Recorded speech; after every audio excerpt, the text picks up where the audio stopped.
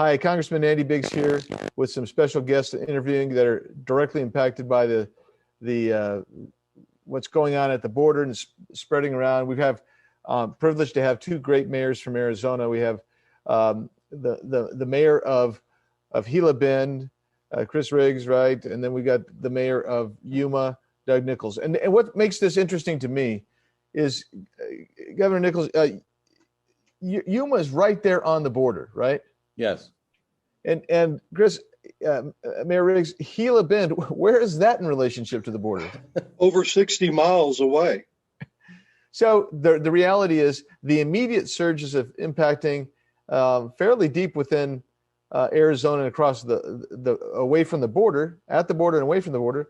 But I can tell you, folks who are listening in, following, watching this interview today, it's going to happen in your communities. You will feel it throughout the United States because that's what happened in 2019 when we had another surge like this. So let's start with you first, Mayor Nichols. Tell us what's going on what are you observing in the Yuma sector and right there where you are? So for right now, we've had about 1,700 people released into the Yuma area through U.S. Border Patrol Yuma sector. Now, we're very fortunate in the last 3 weeks, we've had a group of nonprofits step up.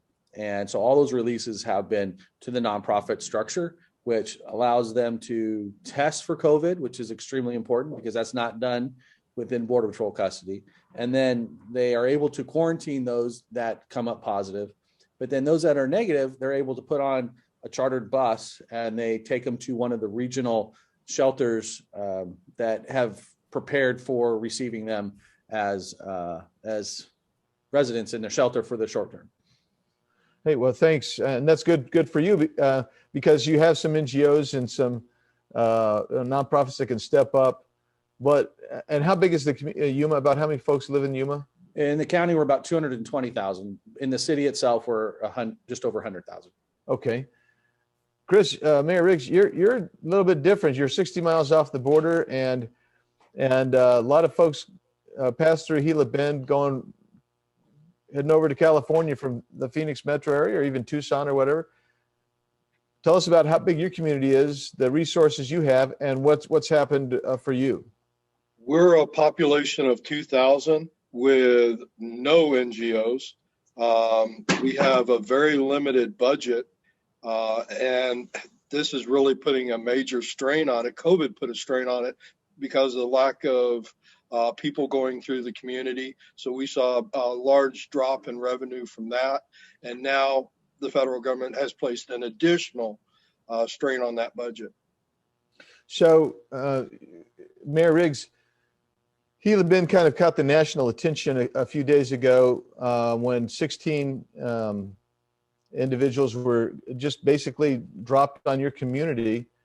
And the CBP, ICE, whoever dropped them, they didn't really care because you don't have resources. You don't have the ability to take care of them or handle it. What's going on with that now? Okay, we were able to work through a couple of different things to get them a shelter, but we couldn't get transportation. What we ended up having to do was I borrowed a couple of vans, and myself, my wife, and a couple of volunteers drove them to the shelter. Otherwise, I don't know what they'd have done. It was a family groups, and they had little kids with them. They were literally abandoned in a town that has nothing to be able to offer them. And now today we dealt with another call for a drop of 25 to 30 single males. My volunteers are all female, besides myself, and I work a regular job, so I'm not able to help. If we'd actually received the drop, I don't know what we'd have done with them. I have no drivers to take them out of the community. To me, that's just amazing what's happening. And so it gets to this point I wanted to ask both of you, Mayor Nichols, you first, and then Mayor Riggs, but what's the communication been like with federal officials or from the administration? Has it been, well, you just describe it, please. Well, at the administration level, I reached out about 3 weeks ago to the White House, the Intergovernmental Public Affairs, or the Intergovernmental Affairs Office. And within a day, we did have a meeting with them and some DHS officials. And within 2 weeks, they did come to Yuma, FEMA, and DHS officials.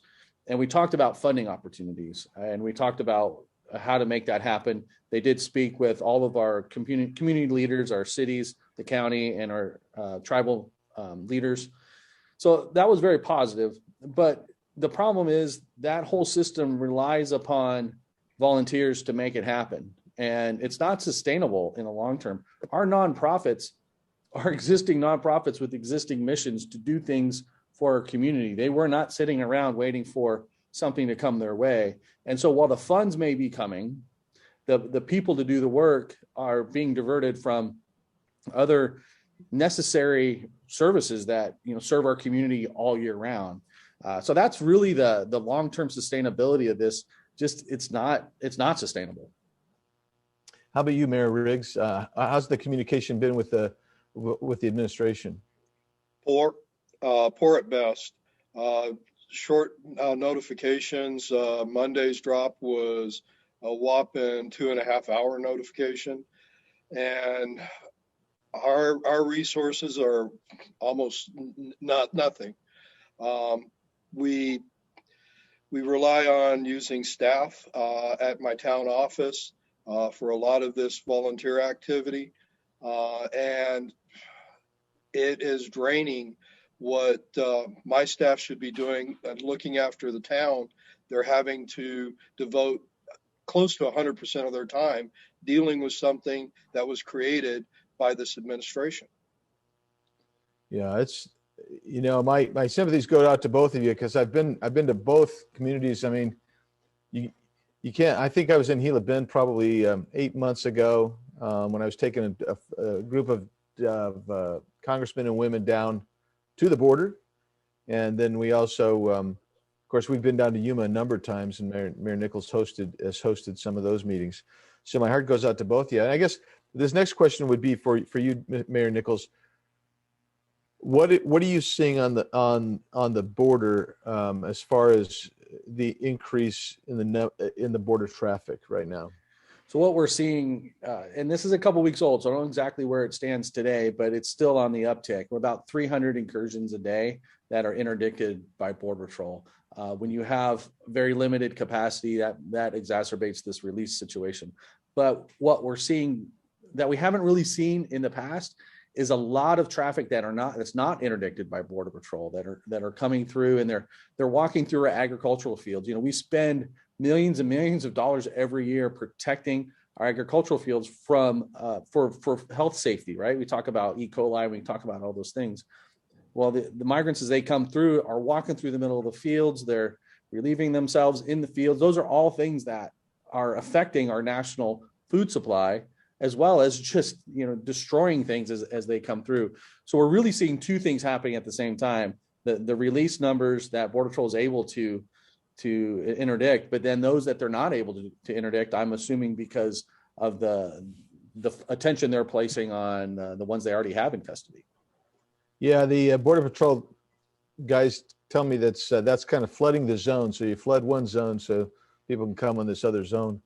I'll just tell you, so I was down in the Tucson sector on the border yesterday, just checking it out, just places I've been many times. And what happened just a couple of days ago, Mayors, is that a group of 112 individuals were apprehended. And the oldest person in that group was 94 years old, if you can believe that. And the youngest person was 4 years old. And the 4-year-old, I mean, we look at it and we say, well, a 4-year-old, there was no parents with that child, no legal guardians, no aunts and uncles, no grandma and grandpa. There was no relatives with that 4-year-old. The parents or whoever had custody of that child put them in the hands of these brutal cartel folks to bring them across the border.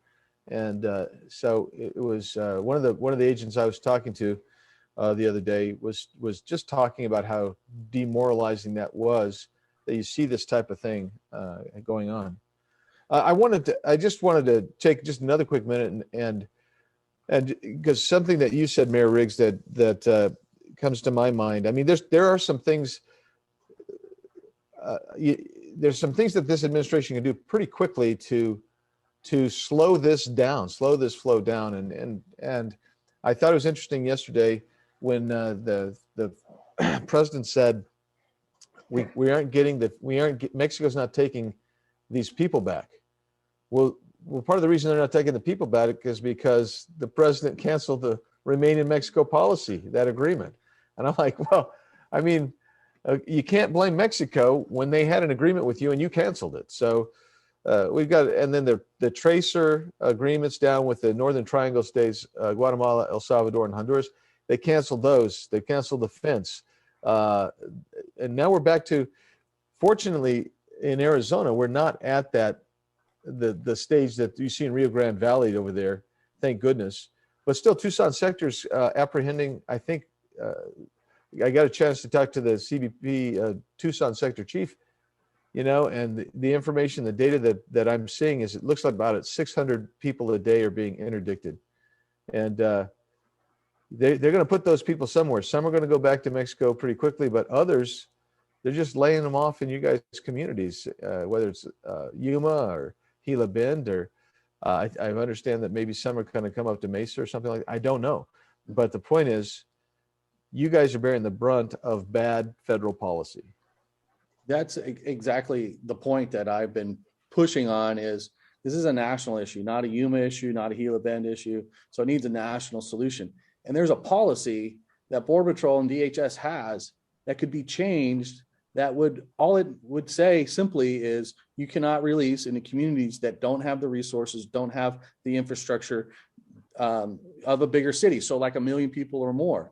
It's not about isolating to those communities and trying to do something negative to those communities, but they truly have the capabilities that we don't have as small communities along the border. And I think that would be the very first thing that would eliminate the issues that we're experiencing here in southwestern Arizona.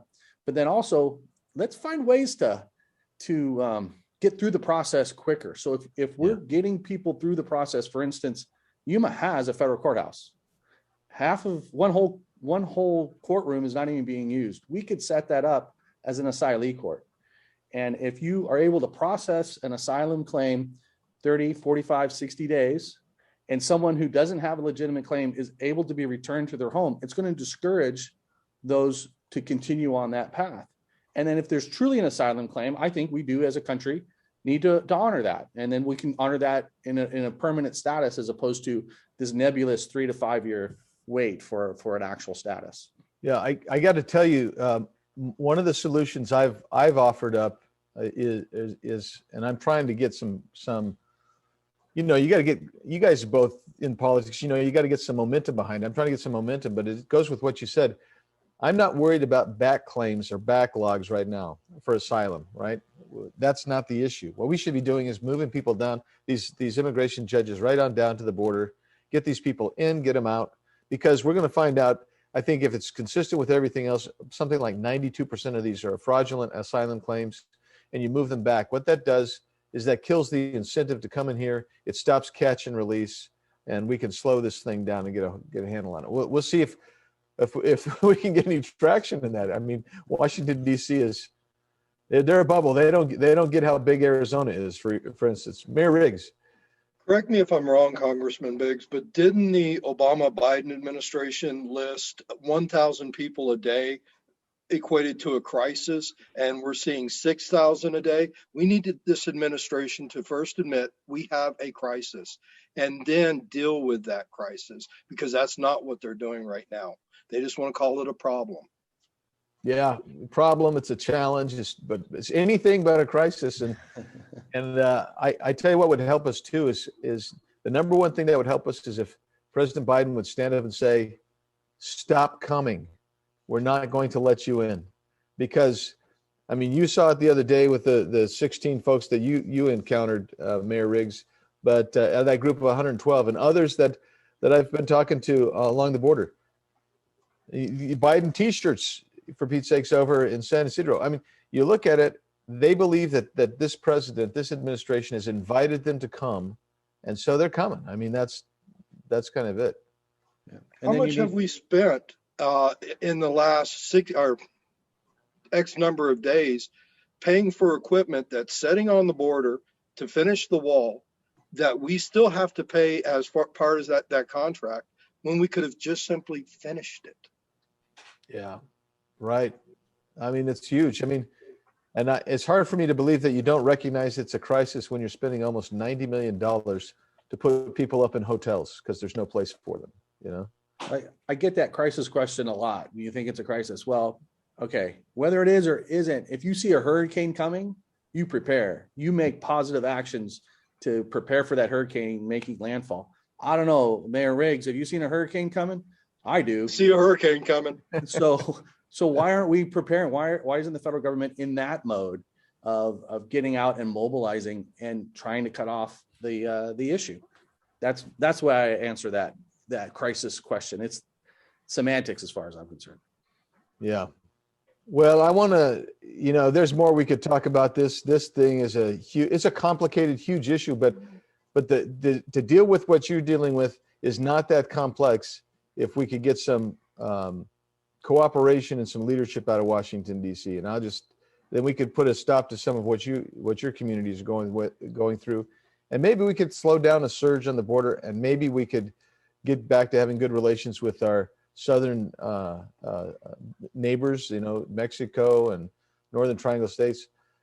This can be stopped, but it just takes some real leadership. I want to thank both of you for taking time and tell you that thinking about you and your communities, and God bless you and the people that are helping you. I mean, I know you can't do it without them. So thanks so very much, and we'll stay posted. Stay in contact with us. Thank you, Congressman. We will do. Thank you, Congressman. Take care. We'll see you. Okay.